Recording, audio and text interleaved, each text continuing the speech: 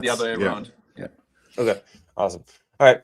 Hello, everyone. This is What Your Pastor Didn't Tell You. Today, I am on with Dr. Rüggemeier and Dr. Schliesser. We are going to be talking about the origins of Christianity. Why did it survive? So some people might say, hey, it was just a miracle because God ordained it. It was just going to happen. But then there's other things that happened within history, specifically that helped it survive, like its emphasis on women and slaves being allowed to be in the religion, and a lot of other different factors that make it for a really interesting conversation. How are you doing today, Dr. Rüggemeier? I'm doing fine. Thanks for inviting us to this. That's an exciting format. It's fun to be part of it. Yeah, thank you so much. Yeah, no problem. And Dr. Benjamin, how are you doing today? I'm great. Thank you so much, Zach, for inviting us. Oh, thank you so much. Yes, it's my pleasure. And you both have a channel, is that right? What's the name of the channel? It's a YouTube channel called Early Christian Centers. And we also do podcasts, and we produced some videos.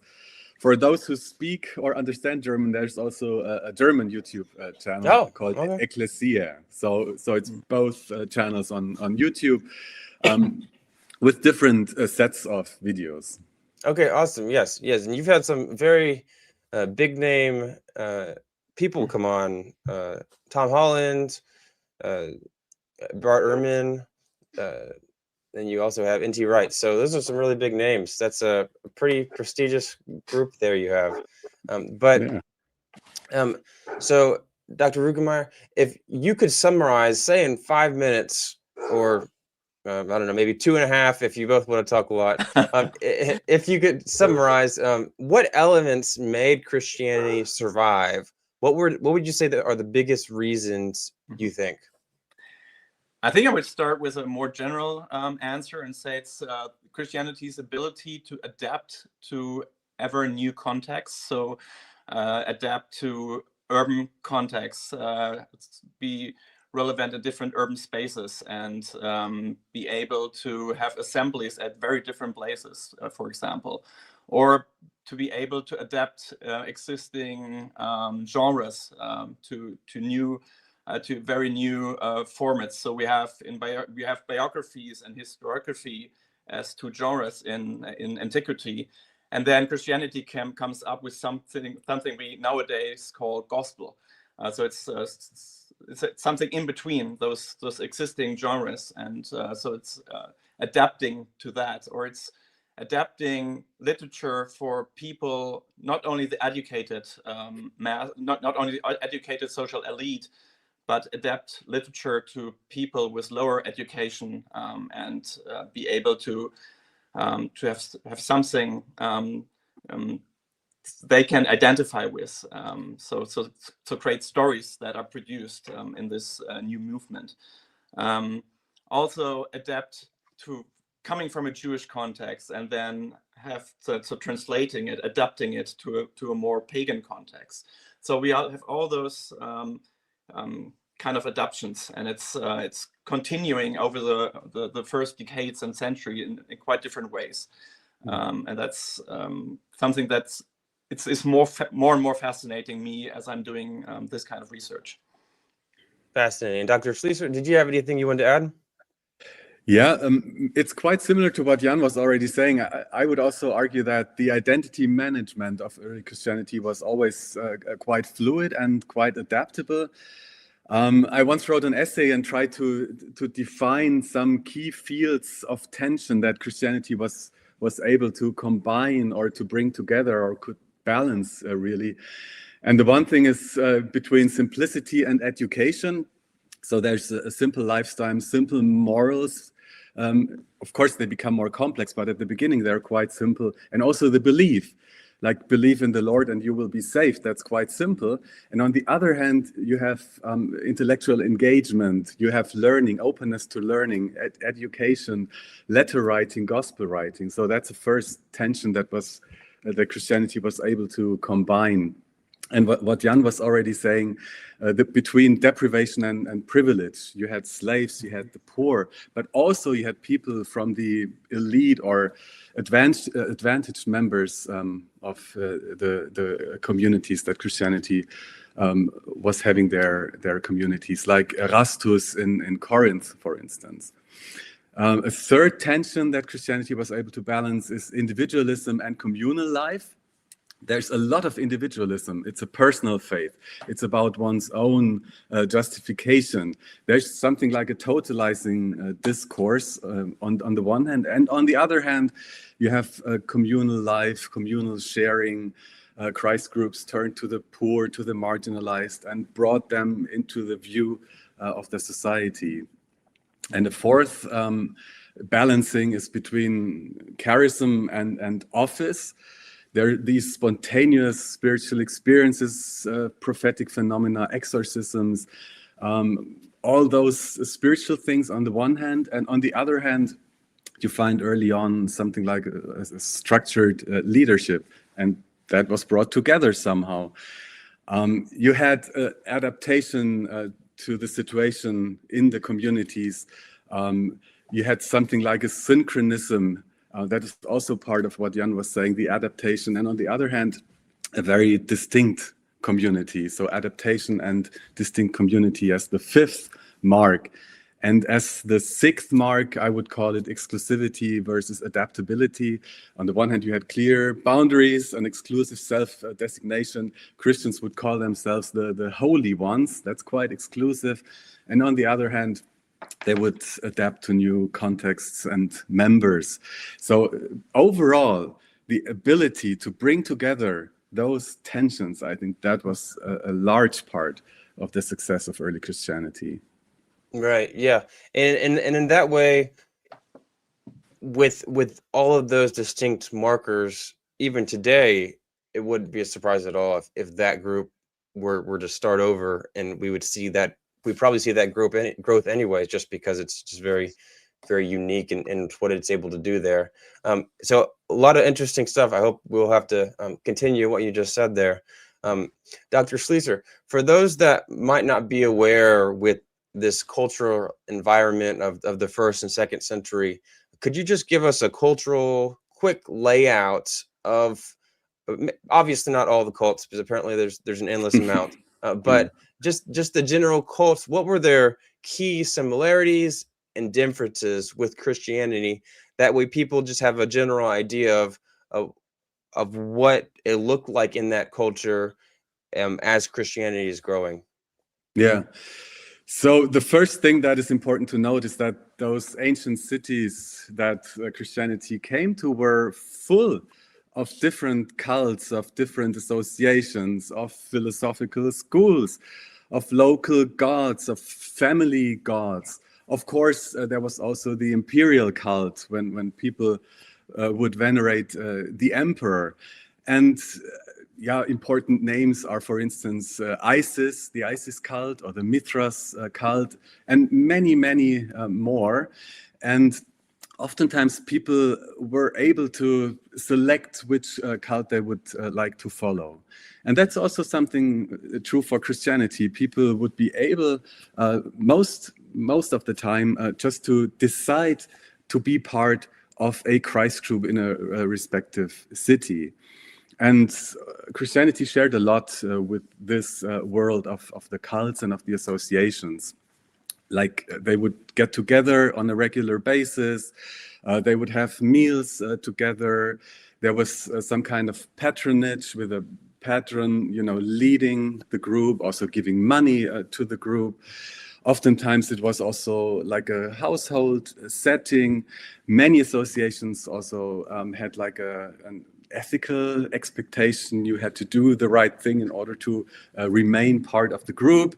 And for some associations, if you didn't come up to the ethical expectations, you would be punished. So overall, there was a big competition. There was a religious, cultural marketplace. That's like the situation in those cities.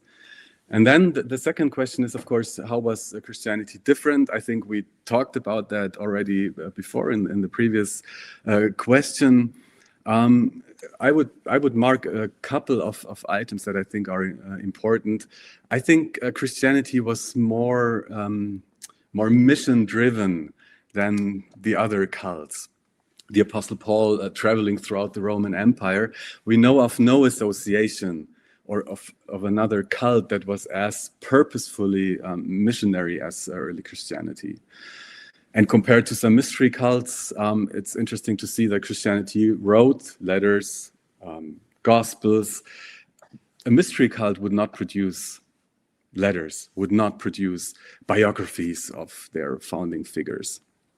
And Paul is also a good example for the translocal nature of early Christianity, with all the different cities hosting a Christ group. And this translocality is not part of an association, for instance. And maybe as a final point, to include so many different statuses, people from different layers of society, that's also something unique. There are some associations that also do that, but Christianity would do it in a more programmatic way, I would say. Yeah, maybe to add, when we were talking about statuses, you could also say including both genders. I mean, you find associations and lists of associations of their members, and what's striking is that it's all male members listed. And so all of a sudden in early Christianity, you have women in leadership positions, and they're teaching. They're not only participating in a passive way, they're not only listening, but they're actually active teachers, leaders, apostles. So they're doing more or less the same thing that male disciples do. Yeah, it's really, really interesting. If most of these, or if not all of these groups, wouldn't really allow women to be leaders, and then you have a group that not only allows them to be part of the group, but also allows them to be a leader in it. That's pretty crazy. And I can only think of today, like that would be really exciting for some people that maybe felt like they wanted to be a leader, or felt like they had the money, or they already had the prestige in the culture. Maybe they felt like they fit better in that regard, or of course just enjoyed the power, whichever, as people do.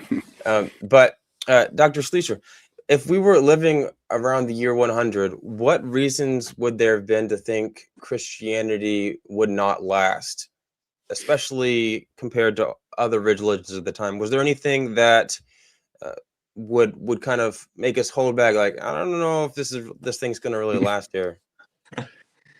Well, I guess the first thing that comes to mind is the central message of a crucified Messiah. That is something that no culture can really adapt to. That's true for today, and that's of course true also for the first century. That was so strange, so absurd, so hideous for a person in the first century, that a crucified Messiah is being venerated. So that's a reason not to be part of a Christ group.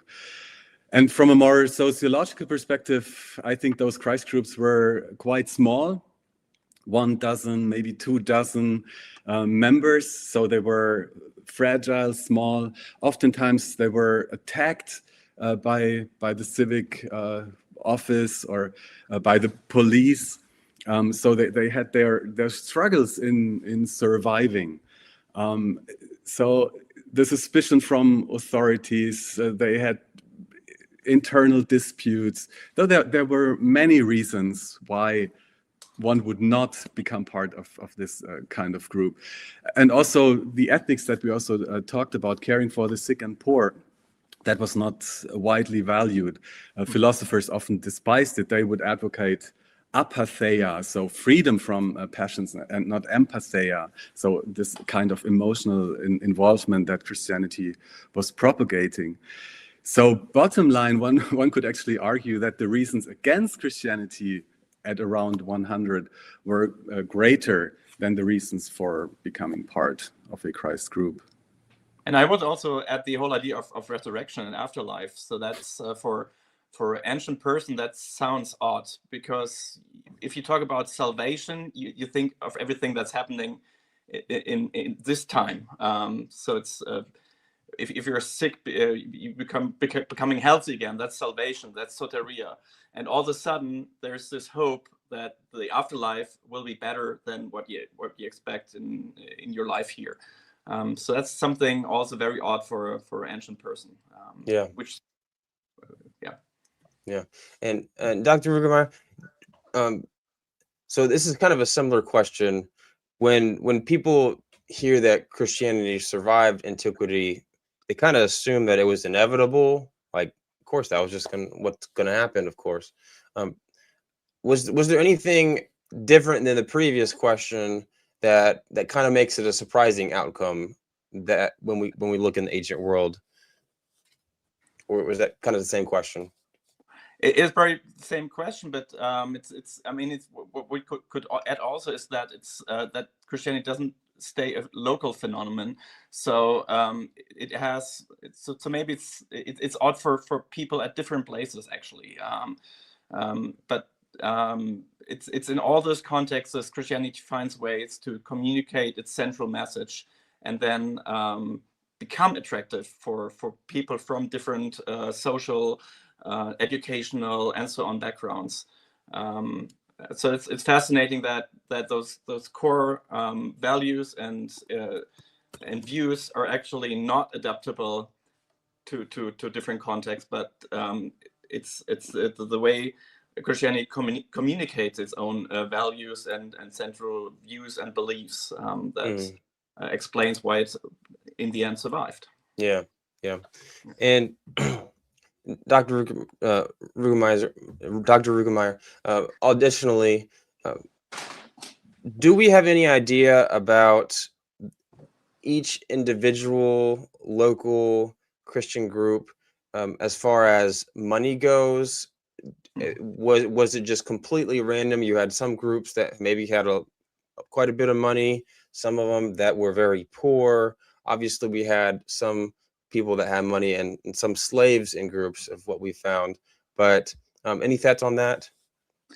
So we do not have any explicit mentioning of how wealthy those groups were. Yeah. But if we talk about the literature they produce, that includes a lot of money that you need, that you have to invest to actually pay someone for writing down a manuscript, having the paper that you write it on, and then dispute it. And and what we can see is that Christianity probably uses the urban infrastructure. So we have something like a book market, a small starting kind of book market in the city of Rome, or also in Ephesus.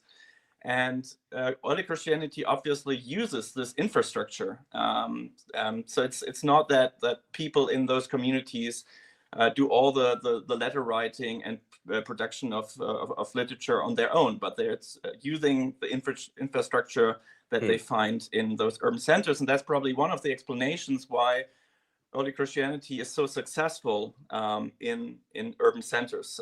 So Adolf von Harnack at the beginning of the 20th century also already called the early Christianity in German Städtereligion, so urban religion. And I think that's part how we can explain that, why it became so soon an urban phenomenon, using the infrastructure that was particular in the cities.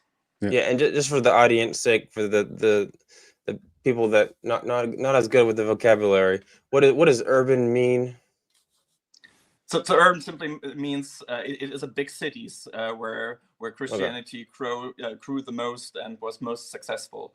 And you see that already from Paul's letters. So Paul is sending letters to Ephesus, Corinth, Philippi, and that's all capital of the provinces, of the Roman provinces. So it's I mean, when we talk about urban centers and cities, it's not the numbers of inhabitants that we have in today's cities, but Rome maybe has a population of 1 million people.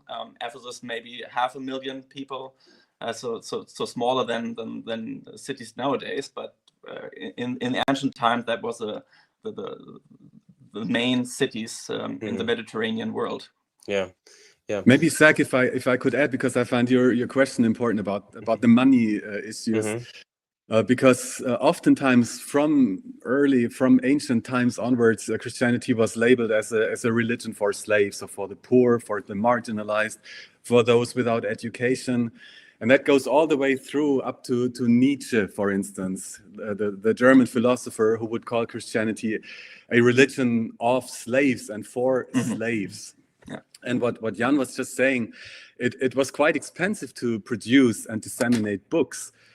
It was quite expensive to travel, like Paul traveled throughout the ancient Mediterranean. And Paul needed money to go to Spain, and he was calling for the Jerusalem collection, that is for the money going back to the poor congregation in Jerusalem. So there was more money involved than the term slave religion or religion for the marginalized would actually imply.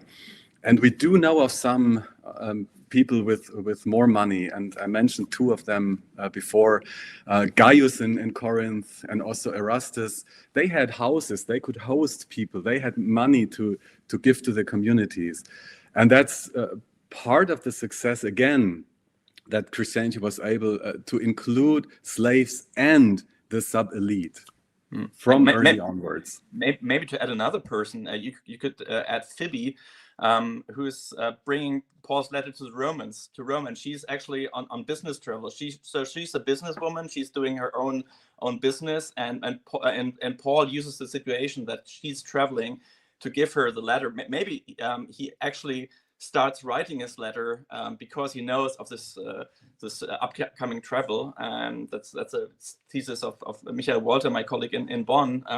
So Paul's actually seeing a chance to finally get in touch with the Christ groups in Rome, and he's writing his letter and then giving it to Phoebe, and he's expecting she's not only wealthy enough to travel from Corinth to Rome, but she's also educated enough to explain his letter to the groups in Rome. Yeah, that's very interesting. As you already know, a lot of the letters that we see in ancient times, they'll say stuff like, "Hey, my friend Jim is already making the trip over, so he's going to carry it for me." That's really fun, because of course not everybody had the time or the money just to make random trips like that, so they took advantage of that kind of stuff.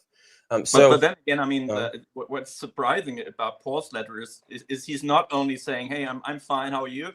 He's actually have all those theological reflection he's putting in this letter. So that's something very new. It's a new genre. Yeah. It's a theological letter. It's not only a private letter to let other people know how you are.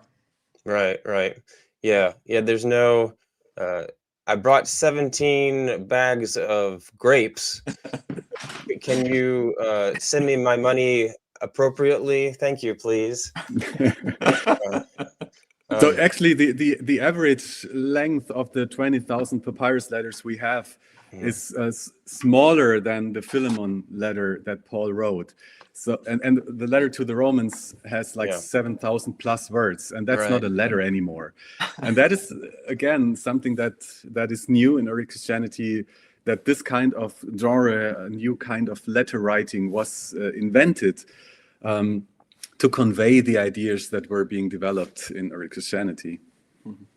Yeah, definitely. So you kind of talked about the money situation, and how there is a common idea that it was a religion for slaves, but at the same time, they obviously did have some money at least, but they didn't have an army. They were no political power until much later. So, Dr. Rüggemeier, how did early Christianity manage to grow and hold together without this? So maybe you could talk about why those things would be beneficial, and if there was anything specifically that allowed them to grow without that. So we have been talking about slaves a little bit, but one thing in my view would be that you not only have slaves in those groups, but if you look at the end of Paul's letter to the Romans, you have this greeting list, and you actually find people with slave names, and Paul addresses them as also leaders of local groups. So it's not only that you have slaves in those groups, but they also are in a leadership position, and you have this strong egalitarian principle in early Christ groups that you don't find in other groups that much. So if you compare to the Mithras cult, you have a strong hierarchy within this cult, and I mean in society in general, the society works with strong hierarchies, and you have no chance. If you're once a slave, you can become a free person, but you will never become part of the social elite. You might have some wealth if you're a successful slave and do good business and then become a free person. You can use your own money, but it's not that you are involved in that kind of a leadership position, that you're a part of not even in philosophical schools, that you participate in any kind of philosophical discourse. So that's something very new and specific, that the people from the lower strata of society have this option to be actively involved. I think that's a strong argument, and given that 30% or so are slaves in an ancient society, I mean that's a large group, and Christianity becomes attractive for that large group. Dr. Schliesser, do you have anything to add? Yeah, I mean, were very important points. For me, it boils down to a combination of social aspects and theological, ideological aspects. Of course, they didn't have much money, they didn't have an army, they didn't have political power, but they had a newly developed and newly felt kind of sociality. The weekly meetings, for instance, the travels, the networks, the letters, the patronages, and so on. That's a social practice that gives coherence and that creates sociality, and that even extends beyond earthly life. That was probably also a very important point. And then on the other hand, next to the sociality, also the theology, the intellectual engagement. There's no religion in the first century that was reflecting so intensely on the founding figure. And that's what Christianity did. They would write within the first century 4 Gospels. They would write, as we talked about, so many letters just to reflect on the founding figure and on the implication of his life, death, and resurrection. So belief and practice comes together in a very unique way. And to me, that's an important point regarding the question, why did it grow? Why did it hold together? Yeah, that's really fascinating. And maybe one other group that I would like to add to the whole generation, since Augustus, you have the so-called Pax Romana, so the Roman peace, and which means you do not have much of war in the Mediterranean world, and you have a global trade that develops, and people become wealthy by this trade, and you have something like a middle strata developing, and that's probably one of the groups that where Christianity is also very successful. You have those people with some education, not the very high academic training rhetors, but some kind of education, so people that can actually read and understand narratives and the letters that Paul writes. And you find this group within the major cities of the Mediterranean world. So there's a target group which early Christianity is able to reach out to. I see. And Dr. Schliesser, what would you say made just ordinary people stay Christian? So it's one thing to become Christian. It's another thing to stay Christian, pass it on to your children, and remain committed, especially when it's difficult or risky. A lot of different environmental factors that might have been a big negative for them wanting to stay Christian. So was there anything specifically about that made them wanting to stay Christian and then pass it along to their family? I think first of all we have to recall that Christianity was not a mass movement during that period of time. It was small groups. It was not that people would flood the Christ groups in these urban centers. But then once people were there, we don't know a lot about those who left. There are some narratives talking about that. But your question is why they would stay. And I think part of that is what I've said before. This kind of movement, those Christ groups, they offered some kind of belonging, meaning, identity. And they were able to cross status lines and give meaning to those people who were part of the group. As Jan said before, even a slave could have an important function within such groups. Wealthy women, for instance, they might have appreciated her ability to be in contact with sub-elite men, which was not possible in other realms of the cities. And I also think that the idea of eternal bodily life after death was an important issue that mystery cults did not promise in the way and in the programmatic way that Christianity did. And also, we have to think very concretely, I think, looking at Philippi, for instance. It's a colony in Macedonia, now Greece. And there were many Romans who were Roman citizens, veterans. They would be placed there. And then you had Greek people. They were not citizens of the Roman Empire. So they did not fully belong to this colony, to this city. And now there's a community that says your real citizenship is in heaven, as Paul says in Philippians 3:20.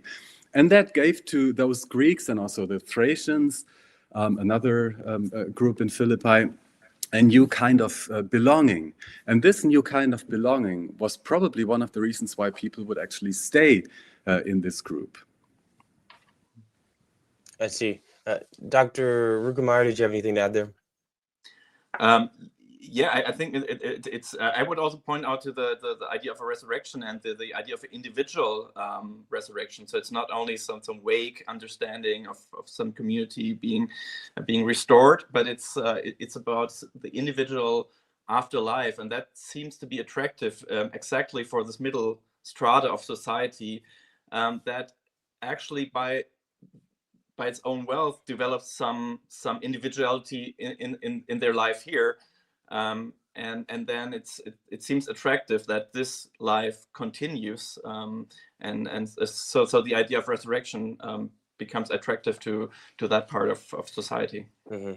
Yeah, and Dr. Schliesser, so it's my understanding that in the ancient world, and kind of like today, but not necessarily, but in the ancient world specifically, if the I guess the man of the house, if they accept a specific religion, that it would be common or expected for the whole house to accept the religion. Is that correct?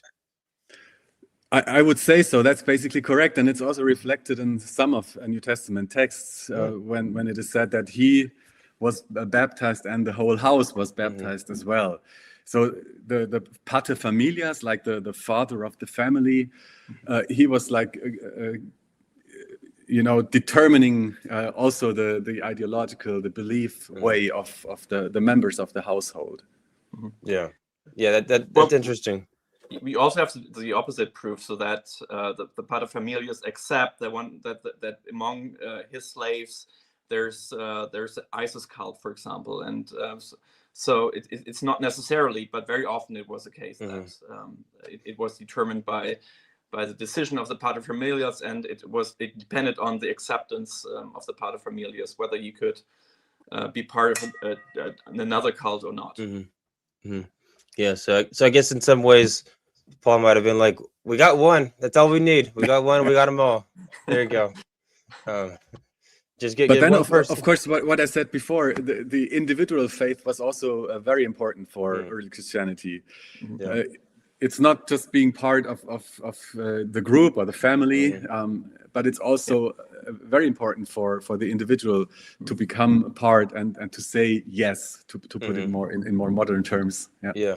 But that's really also interesting as well, because say that there were negatives to being part of Christianity. So I don't know, maybe I'm just making up a scenario that didn't happen, but I can imagine a scenario where, say, the woman or the man, the paterfamilias, would accept the religion or believe in it, and then maybe someone else in the household, maybe if it was the wife, then the man would be like, no, we're not doing that. Whoa, hold up there. So we're not doing that. So did that ever happen, or was it just the paterfamilias was just like the man was like, okay, we're gonna do it, so it was totally up to the man?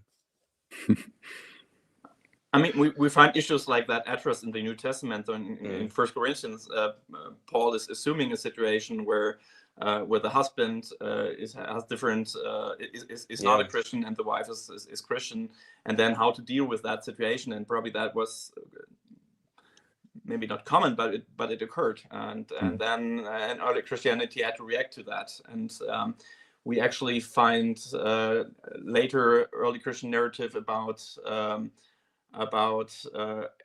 primarily about wives being Christian, and then what happens if their husband does not allow them to actually be part of that group. So that tension is addressed quite often in early Christian narratives. Yeah, definitely. Yeah, that's really interesting. So, Dr. Rüggemeier, did Christian beliefs and stories about Jesus' cross-resurrection help people make sense of their lives in other ways that other religions didn't? Mm-hmm. Yes, I would say definitely. And let's talk about what means to actually help or to make sense of it. I think it's not only about something cognitive speaking, but it's feeling. It's about empathy. So all the Jesus stories, they allow to have empathy with people in need. And that's something also new about this early Christ movement, different to philosophical schools like the Stoa, who's not teaching empathy, but apatheia, so not being affected by the emotion and not feeling with those sick and in need, and that's a strong moment in those narratives that they help to identify with people in need, and that they also have Christ as a central figure who shows how to actually deal with those needs in the world. So Jesus becomes example for Christ followers how to act in those situations, and from later pandemics and diseases, we know that actually early Christianity was very successful in helping in those extreme situations, helping the sick, and that was at least in the second and third century was important for early Christianity. So its success to be that player in the city that turned out to be helpful instead of physicians and all those people that you would expect to be helpful in situations. And I mean, we're talking about a time where you don't have hospitals, you don't have an infrastructure in situations like pandemics, and then those Christ groups become important players within urban contexts again. I mean, maybe one addition. I think one can hardly overestimate the crucifixion, that the one who is venerated, revered, who is called God in the end, that this guy has died the death of a slave. What does this do to those who are enslaved? That is a complete revaluation of their own weakness. The one that we call God now, or Son of God, died the death that a slave is dying. That sounds, to churchy ears, that sounds very normal. We all have our crosses around our necks. But for the first century, that was a complete revolution regarding regarding the image of God. And that is also part of the question, how to make meaning in life, and the cross revalued the weakness of the weak. Yes, and of course we have different. Of course, there's a big debate about this, but maybe in the second century, it's pretty obvious that we do have some groups that didn't think Jesus was a god, and then other groups that did think he was a god. So I imagine maybe it might have been as simple as saying, well, that's Jesus God. No, that's not right. He must have been a man, right? And making it that simple, but also there's probably more complexities to that conversation as well. Absolutely. I mean, I was talking from a Johannine perspective, and he's probably at the end of the development within the New Testament, writing at the end of the first century. But there you have the confession of Thomas, my Lord and my God. And that's one of the clearest identifications of Jesus as God. But as you say very rightly, that was a very complex trajectory. Yeah, that's really interesting. Whether it be some groups had some specific beliefs about Jesus, and they're like, not those other groups. They don't think about Jesus enough, or those other guys are like, those guys are stupid. Like, Jesus God? No way. That can't be right. Yeah, that makes a really interesting dynamic there. So, Dr. Schliesser, so of course Christianity faced persecution.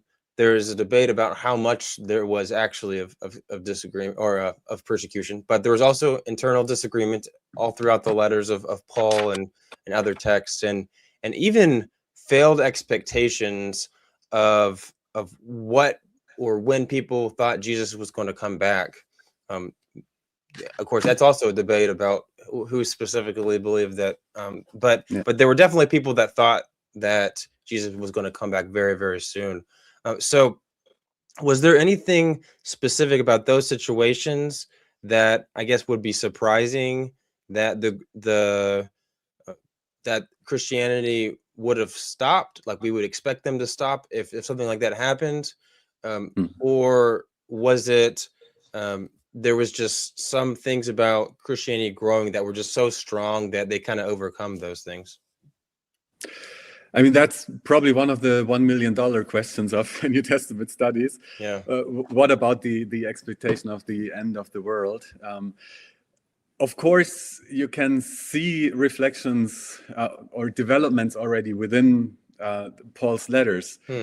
He would write in his first letters, in First Thessalonians, he would write slightly different things compared to what he would write in First Corinthians some years later. So there was an intense development surrounding those questions. And the question why the movement could stay together even though the end of the world, Christ, did not come, that's a very tricky question, and I don't think that there's like one simple answer. For some reason, Christianity remained attached to the idea that the end is somehow imminent, but they were also able to develop ideas how to still live a life as a believer in the world that is there, and that kept through until today. There's still this tension of an imminent coming, however that would look like, and a normal life in the world. And that's also part of what I was saying before. It's not only about ideas, like the idea of the second coming, but also about the sociality that those early Christ groups were developing. It was also worth living even though the end is not coming. Meaning was found in this new way of life, even if it's not in the next year that Christ is coming back. And this tension has never been really resolved until today, I would say. Of course, there's some terrible misunderstanding. The texts are being tortured sometimes when people try to calculate, well, in the year 1835, Jesus will come. or the ideas of the Left Behind series, for instance, when people know exactly how those things will develop. And that's actually, I would say, quite dangerous also. And if anyone wants to get the book, it's a great story, kind of. I don't know, just kidding. But so no, that's very, very interesting points there. Of course, with any end times cult today, as we know, it's really easy to make a claim it's going to happen today, at this moment, and then reinterpret that. Of course, we even see that in ancient times where prophecies would be reinterpreted. Some would even argue it happens in the Old Testament and the New Testament. So there, I guess there's ways for Christianity to adjust without throwing everything away. They wouldn't necessarily assumed that, hey, just because Jesus didn't come back immediately, that we should stop listening or believing. Although maybe some believe that. Did you want to add anything about that, Dr. Rüggemeier? Maybe because also you asked about facing persecution and internal disagreements. I think if we talk about persecution, it's important to realize that the Roman state was more or less tolerant. I mean, they accepted a variety of cults. So when we talk about persecution, we more or less talk about local persecutions, and that took place. And there's certainly a number of martyrs in the first centuries, but it's not like a general persecution or something that occurred later in history. But it's very local. It's for a few weeks or months that we have that kind of persecution. It's always when a religious cult becomes dangerous for the political system in general. It's not about the religion actually. This is not something that really made Christianity be in danger as a general movement. It's more of a local or sometimes even individual problem. And then we see, of course, a lot of internal disagreement.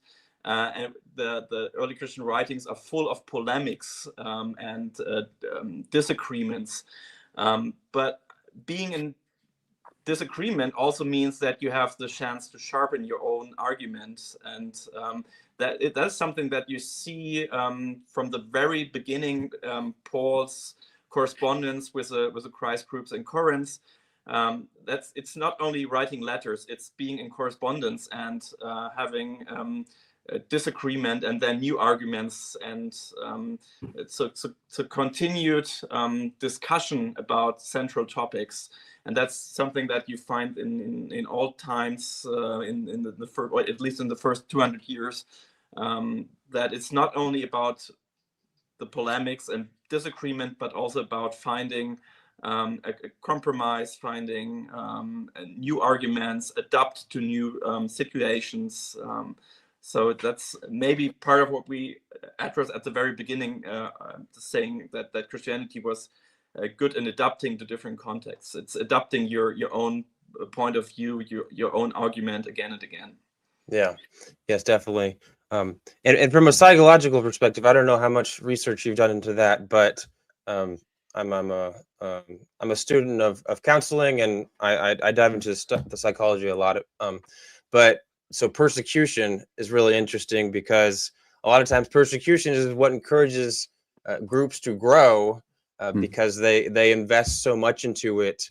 It's similar to the sunk cost fallacy, where you invest so much into it that you don't want it to be for a waste. You don't want it to just to be like, oh, this is a complete waste of time, I'm just going to give up. No, and it kind of tricks our mind into thinking, oh, this is very valuable because I've put so much into it.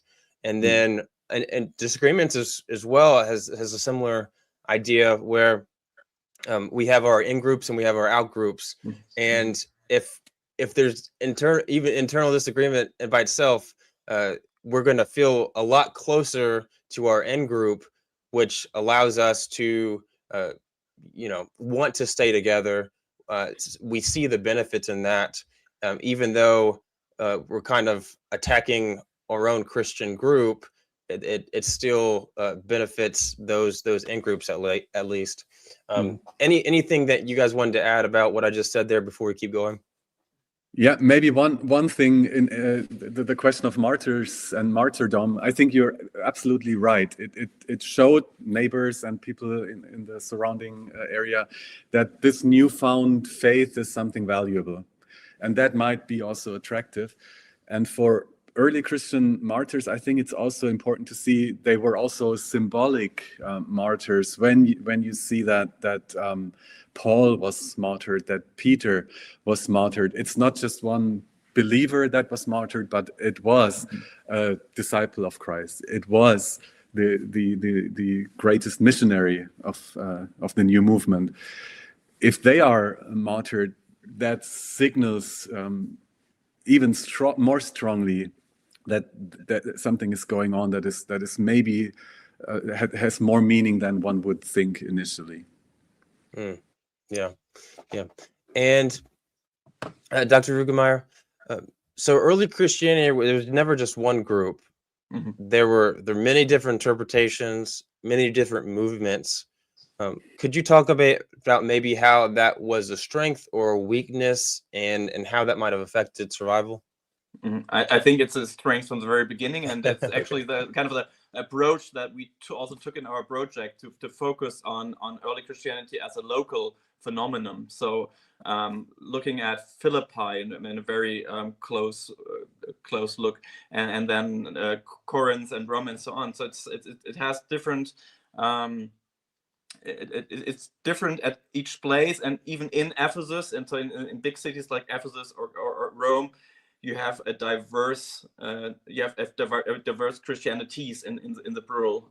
So in Ephesus, we associated with a school of John, and also with a school of Pauline teachings, and a number of other groups that you find at one place, and then differently to that, you have Corinth, where you obviously also have individual groups, but they then meet maybe monthly as a assembly of the whole city. So you have different concepts. Probably in Rome, you have groups that are very little in contact with each other, and you have a much broader variety, charismatic groups besides groups that are rather like philosophical schools. And we find those examples mainly by the different literature that they produced, and you have writings like the letter or the epistle to the Hebrews, which is very middle Platonistic. So it's using the philosophy of that day to describe the Christ event. And then you have a gospel like the Gospel of Mark, which is rather for people with a lower education. It's very simple Greek, but it fascinates for a different reason. It's a good storytelling at that point. So you have very different text produced for very different milieus, and that means that the same belief is transferred in different texts and media. And Dr. Schliesser? Yeah, well, what Jan was already saying, I think it's absolutely remarkable that there are so many different strands of Christianity, even within one community like Ephesus or Corinth, that we have so many different texts, and one really wonders how those different strands could be held together. And then I think of today, when Christianity is also quite broad. You have Pentecostals, charismatics on the one side, and you have Orthodox churches on the other hand, and all together they're called Christianity. So maybe even from the beginning, those different aspects were formative for what is now the different denominations and strands of churches today. So that is really something that fascinates me, and it's not self-evident that it turned out like that. Yeah. So you could have one group that, for whatever reason, they stop being Christians or they break up, but then you could have another group all the way across the world, or if if maybe even a continent over, that they're not going to be affected by that. So Christianity's broad uh, uh, ability to reach so far allowed it, I'm sure, helped with its growth and continuing. Dr. Schliesser, looking back, do you think Christianity survived mostly because of chance, just historical circumstances, or did it reach a point where its survival became likely? That's again a very difficult question to answer. Probably if you look at it from a purely historical point of view, and we're only talking about the first 100 years, maybe, it's probably more chance and contingency from a purely historical perspective, because early Christianity was so fragmented, so local, so sparse, so small, so fractured. So you really wonder why it would survive at all, even though it had the strengths that we're referring to already. But of course, if you go to the third and fourth century, it was spreading. It spread it maybe by 40% per decade.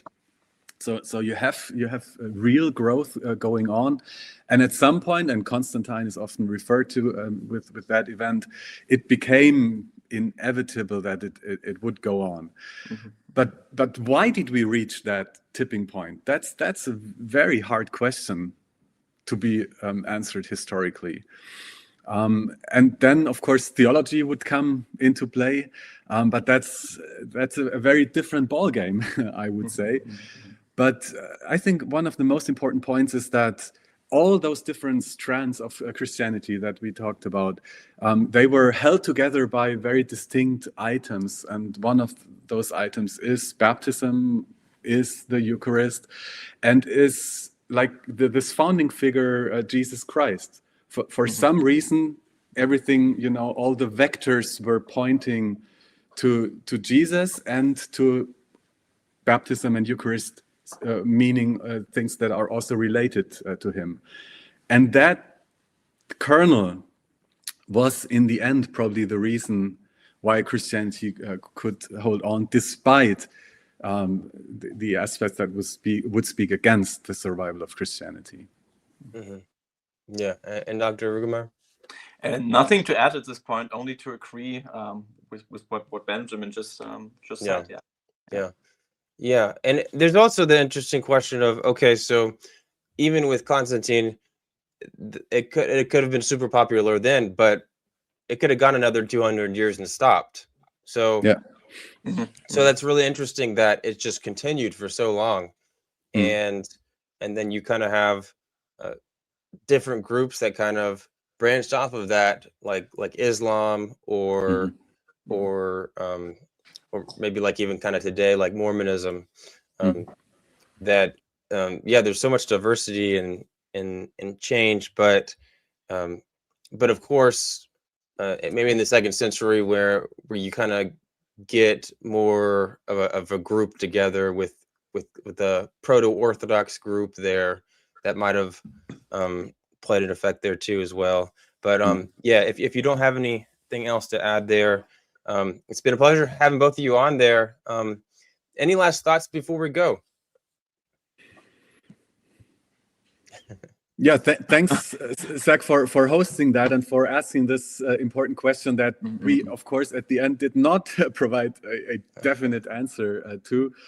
But we would invite people to watch the videos, of course, and to see what other people are saying. You mentioned some important names with Tom Holland and Bart Ehrman and N.T. Wright and others.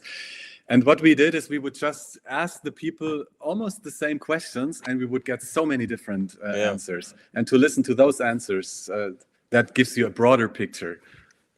Yeah, and I would say that the question, why did Christianity survive, is still an interesting one. And even after doing research on this for years, there's no final answers. It's still worth discussing it and having different points of view. And maybe not becoming polemic like the early Christian texts, but allowing different points of view in this discussion. And maybe a last point, it could also be interesting for churches today. Like how could churches today survive? And I think nowadays we can learn even more from the 1st and 2nd century than we could learn 200 years ago when the churches were still quite stable. So looking back 2,000 years to the beginnings might also give future to the churches. Right. Yeah, I was thinking about that as you guys were talking. I was like, we'll still have that exact thing today. Wow, it's just like that. Yeah. Awesome. Well, thank you for both coming on. Yes, everybody check out the videos that will be in the description and the comments if people want to find a link there. Really, really interesting, good quality, fun pictures, and you at least you have pictures or video of the actual place if you don't actually go there yourself. So that's really, really interesting to see what it actually looked like in ancient times. But thank you so much for coming on here. Everybody else, thank you for watching. Make sure to subscribe and like the video if you found it valuable. But otherwise, I hope you both have a great rest of your day. Thank you so much. Thanks. Bye-bye.